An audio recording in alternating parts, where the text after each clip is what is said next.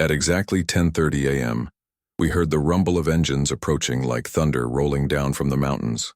A convoy of bulldozers, police cars, and military vehicles approached the town square in a formation that spoke of overwhelming force and military precision.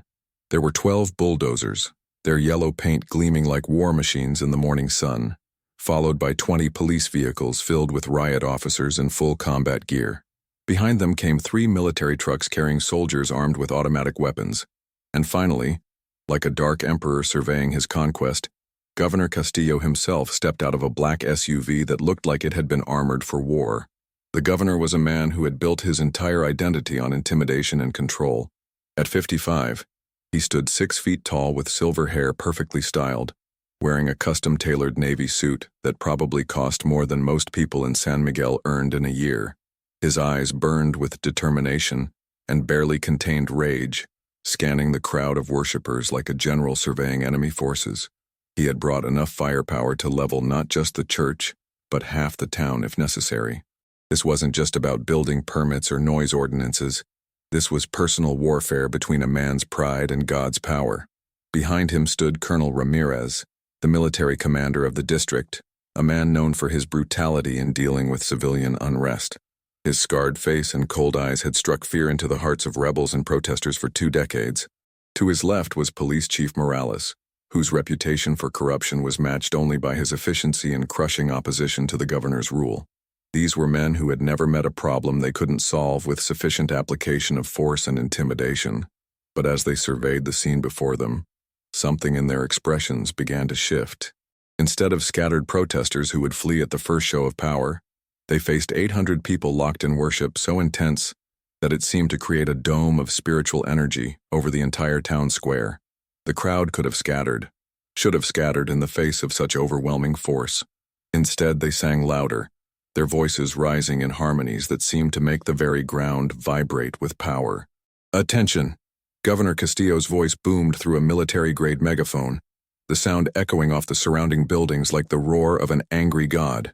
By the authority vested in me by the state, I hereby declare this gathering illegal and this structure condemned. You have exactly 3 minutes to evacuate this illegal structure, or everyone present will be arrested for obstruction of justice, unlawful assembly, and violation of municipal building codes. His voice carried the weight of absolute authority, the kind that had crushed opposition and destroyed careers for 25 years. But something unprecedented happened. The believers didn't move. They didn't even look at him. Their eyes remained fixed upward, their hands raised toward heaven, their voices creating a sound like thunder rolling across the mountains mixed with the rushing of mighty waters. It was as if they existed in a different dimension, as if the governor's earthly authority simply bounced off them like raindrops hitting stone. I found myself standing exactly between the 2 forces. The earthly power of government and military might arrayed like a war machine on one side, and the spiritual power of unified worship so thick I could almost taste it, like honey mixed with lightning, crackling with energy that made every nerve in my body sing with electric anticipation. The contrast was so stark it was like standing between 2 different universes that had somehow collided in this small town square. Colonel Ramirez raised his hand, signaling his soldiers to move into position. Police Chief Morales barked orders into his radio, coordinating the arrest of what he assumed would be helpless civilians. The bulldozer operators revved their engines, preparing to reduce God's house to rubble. The governor checked his gold Rolex. It was 10:32 a.m. Everything was proceeding according to plan. But in that crowd of worshippers, little Grace raised her hand like a conductor, preparing an orchestra for the crescendo of a lifetime. Her 8-year-old voice somehow carried over the noise of engines and shouted commands. "Now, Papa God, show them who you are." Then, at exactly 10:33 a.m., it happened. The sky above the church began to glow, not with the harsh light of the sun, but with a golden luminescence that seemed to come from another dimension entirely, pouring through cracks in reality like liquid glory spilling into our world. The air became so electrically charged that the hair on my arm stood up. My camera equipment began malfunctioning, and I felt a pressure in my chest like diving to the bottom of an ocean filled with liquid love. Pressure that was overwhelming but somehow comforting, like being embraced by the very heartbeat of creation. The little girl Grace pointed upward with her tiny finger and cried out with a voice that seemed to carry the authority of heaven itself. "Look, the armies of heaven are here. just like Papa God promised. What I saw next defies every law of physics, every principle of journalism, every rational explanation my mind could conjure, every skeptical barrier I had built during 15 years of investigating human corruption and failure. Above the church, the sky didn't just open. It was torn apart like a curtain being yanked back by invisible hands, revealing what could only be described as an army of beings made of pure light, their forms so radiant that looking directly at them was like staring into the heart of a star. But these weren't vague, ethereal apparitions. They were warriors in formation, standing in perfect military ranks that stretched as far as I could see, their presence so powerful and so real that the very fabric of reality seemed to bend around them. They weren't floating or hovering.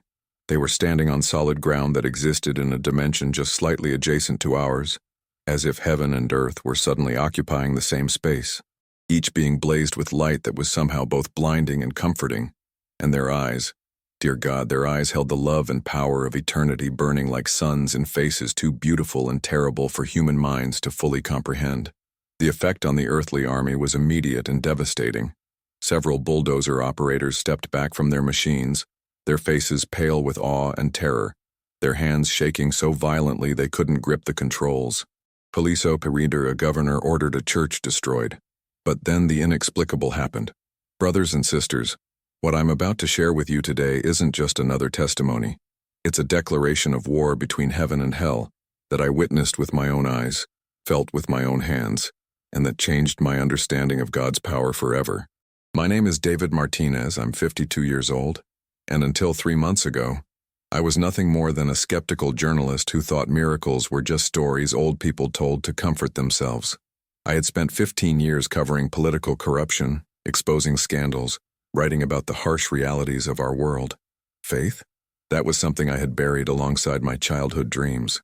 But then came that phone call at 2:47 a.m. I remember the exact time because the green glow of my alarm clock seemed to pierce through the darkness like a prophetic finger pointing directly at my soul. David, you need to come to San Miguel immediately. It was Pastor Roberto's voice, but there was something different about it. A tremor that wasn't fear, but anticipation mixed with holy dread. Governor Castillo has issued an order. They're coming to demolish our church tomorrow morning. But God has shown us something. The line went quiet for a moment, and I could hear what sounded like hundreds of people praying in the background, their voices creating a sound like rushing water. God told us to stay and worship. He told us something impossible is about to happen. I should have hung up. I should have gone back to sleep. But something deep inside my chest, something I hadn't felt since I was 7 years old and believed angels watched over my bed, began to burn like a coal that had been dormant for decades. It started as a whisper, then grew into a roar that drowned out every rational thought in my mind. My hands were shaking as I threw clothes into a bag, and when I looked in the mirror, I barely recognized the man staring back at me. My eyes, usually cold and calculating after years of investigating corruption, now held something I hadn't seen in decades, hope mixed with holy terror. Within an hour I was driving through the mountain roads toward San Miguel, my hands gripping the steering wheel so tightly my knuckles had turned white. But the strangest thing began happening during that 3-hour drive. As I climbed higher into the mountains, passing through small villages where roosters crowed despite it being the middle of the night, I started hearing voices. Not audible voices, something deeper than that. It was as if the very rocks and trees were whispering secrets about what was to come. At mile marker 47, my radio, which had been playing static, suddenly burst into crystal clear worship music. I hadn't tuned to any station. The signal seemed to be coming from somewhere beyond the electromagnetic spectrum. The song was in a language I didn't recognize, yet somehow I understood every word. It spoke of armies gathering, of ancient promises being fulfilled, of a demonstration of power that would shake governments and move mountains. Then at mile marker 52 I saw them, lights in the sky that moved in perfect formation, not like aircraft, but like living stars dancing to the rhythm of an unheard symphony. I pulled over, got out of my car, and stood there in the cold mountain air, my breath forming clouds that seemed to glow with their own inner light. The lights hovered for exactly 7 minutes, I timed them, and then vanished, leaving behind a fragrance in the air like frankincense mixed with the scent of 1,000 blooming gardens. The higher I climbed, the heavier the air became, as if the very atmosphere was pregnant with expectation. My car began to vibrate, not from engine trouble, but from some kind of supernatural resonance, as if I was driving through invisible sound waves. When I finally crested the last hill and saw San Miguel spread out in the valley below, I had to stop the car and weep. The entire town was glowing with a soft golden light that had no earthly source, and I could hear singing. Hundreds of voices lifted in harmony that seemed to make the stars themselves dance with joy. San Miguel was a small town of barely 4,000 inhabitants that had become a battleground between two kingdoms, the kingdom of this world and the kingdom of heaven. What had started as a handful of believers meeting in Pastor Roberto's living room had exploded into a movement that was shaking the foundations of political power throughout the entire region. For months, Governor Castillo had waged systematic war against the growing Christian community, using every tool of governmental oppression at his disposal. First came the permit violations, sudden inspections that found imaginary code violations in the church building. Then the noise ordinances, claiming they were disrupting public order with their excessively loud worship and miraculous healing services. But everyone who lived in San Miguel knew these were pretexts. The real war began 6 months earlier, when Governor Castillo's wife, Isabella, had been diagnosed with stage 4 pancreatic cancer. Isabella had been given 3 weeks to live by the best oncologists in the capital. But someone, a maid in the governor's mansion who had been secretly praying for the family for years, had convinced Isabella to attend one of Pastor Roberto's healing services. That night, as Roberto laid hands on Isabella and prayed with tears streaming down his weathered face, something happened that the governor's rational mind simply could not accept. The cancer vanished. Not gradually, not through treatment, but instantaneously. The next morning's medical scans showed tissue that was not just healthy, but appeared to be years younger than Isabella's actual age. The doctors used words like impossible and unprecedented, but Isabella knew exactly what had happened. She had encountered the healing power of Jesus Christ, and her life was never the same. Within weeks, Isabella had given her life to Christ, been baptized in the river behind the church, and begun attending services 3 times a week. She started a women's Bible study in the governor's mansion itself, inviting wives of politicians and military officers to study the Word of God in the very rooms where political conspiracies had been hatched for decades. The governor's pride couldn't tolerate what he saw as public humiliation, his own wife kneeling before a carpenter's son from a backwater province, claiming that this Jesus had done for her what all his money and political connections could not. The persecution escalated quickly. Christian business owners found their licenses revoked. Believers were arrested on trumped-up charges. Pastor Roberto received death threats that grew more specific and violent each week. The governor had used his connections with drug cartels and corrupt military units to create an atmosphere of terror, hoping to scatter the flock and reclaim his wife from what he saw as religious fanaticism. But instead of scattering, the church grew. Instead of becoming silent, their worship grew louder. Instead of hiding, they became bolder, holding outdoor services that drew thousands from surrounding provinces. Reports of miracles spread like wildfire. The blind were seeing, the lame were walking, addicts were being delivered, and entire families were being reconciled through the power of forgiveness. The more Governor Castillo pressed against them, the brighter they shone, like gold refined in the fire of persecution. When I arrived at dawn, the scene was unlike anything I had ever witnessed in 15 years of investigative journalism. The small white church sat in the center of town like a lighthouse in a storm, its simple cross silhouetted against the morning sky like a sword raised in defiance against the powers of darkness. Surrounding it were over 800 believers who had come from surrounding villages, some traveling for days on foot, others abandoning their jobs and businesses to answer what they described as an irresistible call from the Holy Spirit. They weren't protesting or chanting political slogans. They were worshiping with an intensity that made the air itself seem to vibrate. Their voices rose and fell like ocean waves, creating harmonies that seemed to make the very air shimmer with golden threads of light. I could smell the scent of roses, though there were no flowers anywhere, mixed with what can only be described as the fragrance of heaven.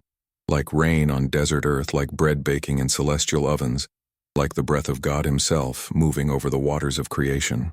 As I walked through the crowd with my notepad and camera, trying to maintain some semblance of journalistic objectivity, I began to notice things that challenged every assumption I had about reality. The ground beneath my feet seemed to pulse with an energy that made my journalistic skepticism begin to crumble like ancient parchment exposed to flame. People's faces were literally glowing, not with makeup or tricks of light, but with an inner radiance that seemed to emanate from their souls. An elderly man named Francisco grabbed my arm with hands that were gnarled from 70 years of farm work, but felt charged with electricity. "Hermano," he said, his eyes bright with tears of joy. "I had a vision at 3 a.m. this morning. I saw angels surrounding this place like a wall of fire, and I heard the voice of the Lord say, 'Today I will show my power to the governors of the earth, that they may know I am the Lord.'" As he spoke, I felt something like lightning running up and down my spine, and my hands began to shake so violently I could barely hold my pen. I pushed through the crowd, notepad in hand, trying to maintain my professional distance, but everywhere I turned, people were sharing testimonies and visions that made my rational mind reel. Maria Elena, a schoolteacher from the next village, told me she had dreamed of Governor Castillo kneeling in the dust, weeping and begging for forgiveness. "In my dream," she said, her voice trembling with prophetic authority, "I saw his heart crack open like an egg, and doves flew out carrying his sins away on their wings. But then I saw her, a little girl, no more than 8 years old, standing on the church steps with her arms raised toward heaven, tears streaming down her face like liquid diamonds. Her name was Grace. Later I would learn she was an orphan who had been raised by the church community after her parents were killed in a landslide 2 years earlier. When she spoke, her voice carried an authority that made grown men weep, a power that seemed far too large for her tiny frame. "The angels are here," she whispered, but somehow her words reached every person in that crowd of 800, echoing off the surrounding mountains like the voice of God himself. "They've been here since midnight, standing in formation around our church. They're waiting for God's signal. Papa God showed me everything that's going to happen today." She turned her face toward heaven, and I swear her eyes reflected light that was not coming from the sun. At exactly 10:33 a.m., the governor will see the glory of the Lord, and his heart will break like a dam before the river of heaven. His knees will hit the ground, and his pride will shatter like glass hitting concrete. 10:33 a.m. I wrote it down with trembling hands, though I didn't know why. The specificity of the prophecy, delivered by a child who couldn't possibly understand the political implications of what she was saying, sent chills racing through my body like ice water flowing through my veins. Around me, people began sharing visions they had received during the night.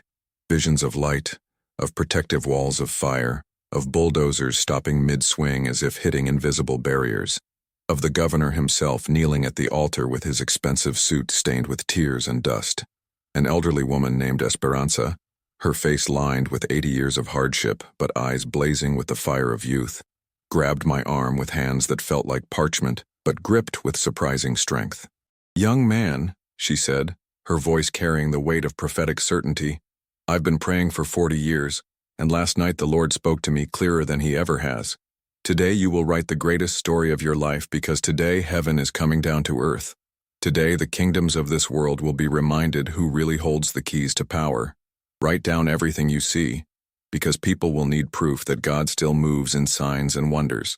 As the morning progressed, the intensity of worship grew rather than diminished. People who had been singing and praying for hours showed no signs of fatigue. If anything, they seemed to be gaining strength from some supernatural source. Children who should have been tired and cranky were dancing and laughing as if they were playing in the very playground of heaven. Adults who had worked all night to travel here were praying with an energy that defied human endurance. Pastor Roberto himself moved through the crowd like a man transfigured. His usual humble demeanor had been replaced by something that could only be described as holy boldness, as if he carried the very authority of heaven in his weathered hands. "God has given us a word," he announced to the crowd, his voice somehow reaching every corner of the gathering without amplification. "He has shown us that today, political power will bow before spiritual power.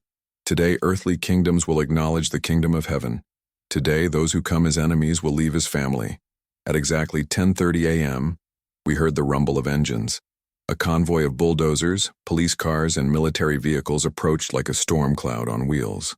Governor Castillo himself stepped out of a black SUV, his face set like stone, his eyes burning with determination. He had brought enough force to level not just the church, but half the town if necessary. The crowd could have scattered, should have scattered. Instead, they sang louder, "Attention!" The governor's voice boomed through a megaphone. "You have 3 minutes to evacuate this illegal structure. Anyone who remains will be arrested." But the believers didn't move. They didn't even look at him. Their eyes were fixed upward, their hands raised, their voices creating a sound like thunder rolling across the mountains. I found myself standing between the two forces, the earthly power of government and military might, and the spiritual power of unified worship that was so thick I could almost taste it, like honey mixed with lightning. Then, at exactly 10:33 a.m., it happened. The sky above the church began to glow, not with the harsh light of the sun, but with a golden luminescence that seemed to come from another dimension entirely. The air became so electrically charged that the hair on my arm stood up, and I felt a pressure in my chest like diving to the bottom of an ocean filled with liquid love. The little girl Grace pointed upward and cried out, "Look, the armies of heaven!" What I saw next defies every law of physics, every principle of journalism, every rational explanation my mind could conjure. Above the church, the sky opened like a curtain being drawn back, revealing what could only be described as an army of beings made of pure light. They weren't floating. They were standing in formation, their presence so powerful that several bulldozer operators stepped back from their machines, their faces pale with awe. But it was Governor Castillo's reaction that broke my heart and shattered my skepticism forever. This man who had built his career on intimidation and control, who had ordered the destruction of God's house with cold calculation, suddenly fell to his knees. His megaphone dropped from his hands, clattering on the pavement, and from his throat came a sound I will never forget, the cry of a man whose heart was being ripped open by the very love of God. "Forgive me," he sobbed, his voice carrying across the crowd like a broken anthem. "Dear Jesus, forgive me for what I've done, for what I planned to do." He actually crawled, through the dirt toward the church steps, his expensive suit becoming stained with dust and tears. The police officers and soldiers who had come to arrest believers found themselves removing their helmets, their weapons forgotten, some of them weeping openly. The leader of the demolition crew, a hardened man named Carlos who later told me he hadn't prayed since childhood, shut off his bulldozer and walked toward the church. "I can't do it," he announced to his crew, his voice shaking. "I won't destroy God's house." One by one, his workers followed suit, abandoning their machines and joining the crowd of worshippers. But the miracles were just beginning.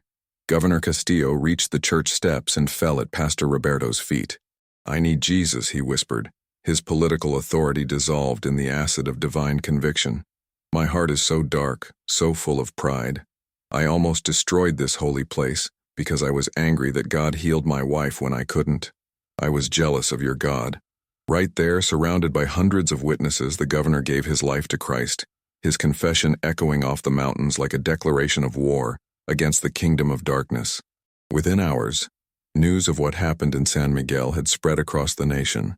The governor held an emergency press conference that evening, but instead of announcing the church's destruction, he announced the establishment of a Religious Freedom Commission and the allocation of government funds to build more churches in underserved communities. "Today I met the King of Kings," he said on live television, his eyes still red from weeping, "and I learned that his power makes earthly authority look like shadows dancing on a wall." The demolition crew that came to destroy the church ended up staying for 3 days, helping to expand the building instead. Carlos, the crew chief, was baptized that very evening in the river behind the church, and he brought his entire family to Christ the following Sunday. The police officers and soldiers who witnessed the manifestation of God's glory became some of the most powerful evangelists in the region, sharing their testimonies in barracks and precincts throughout the province. But the transformation that shook me most profoundly was my own. As I stood there watching earthly power bow before heavenly authority, watching pride melt under the heat of divine love, I felt 15 years of cynicism drain out of me like poison leaving a wound. The little girl Grace walked up to me as the crowd was dispersing, took my hand in hers and said with eyes that seemed to hold eternity, "Mr. David, God told me to tell you that your pen has been waiting for this moment. You're going to write stories that will make people believe in miracles again."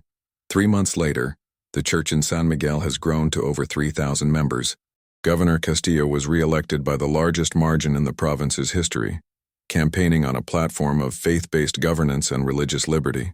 The site where the demolition equipment sat has been converted into a prayer garden, where people from all over Latin America come to worship and experience their own encounters with the supernatural power of God. And me? I traded my skepticism for wonder, my cynicism for childlike faith, my career writing about political corruption for a calling to document the miracles of God. Because that day in San Miguel, I learned that when heaven invades earth, when the armies of God march into battle, when believers unite their voices in worship and faith, there is no earthly power that can stand against the tide of divine love. Listen to me now, whoever is hearing this testimony. The same God who stopped bulldozers with his glory, who melted a governor's heart with his love, who turned enemies into evangelists with his power, that same God is reaching out to you right now.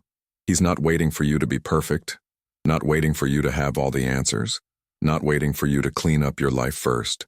He's waiting for you to simply say yes to his love, yes to his lordship, yes to the impossible becoming possible in your own life. If you can hear my voice, if something in your heart is stirring right now like a fire being fanned into flame, don't let this moment pass. God has orchestrated your life so that you would hear this testimony at exactly this moment. He wants to write a miracle story in your life that will make what happened in San Miguel look like just the beginning. Bow your head with me now. Let pride fall away like old clothes, and invite the King of Heaven to invade your life with the same power that stopped an army and transformed a government. The armies of heaven are still marching, beloved.